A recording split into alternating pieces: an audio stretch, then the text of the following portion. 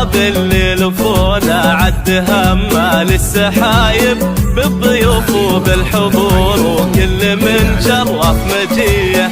يا هلا والعود الازرق فاح من فوق المطايب والدلال نقدمه لضيوفنا والنار حيه. مرحبا باللي لفونا عد همال السحايب بالضيوف وبالحضور وكل من شرف مجيه.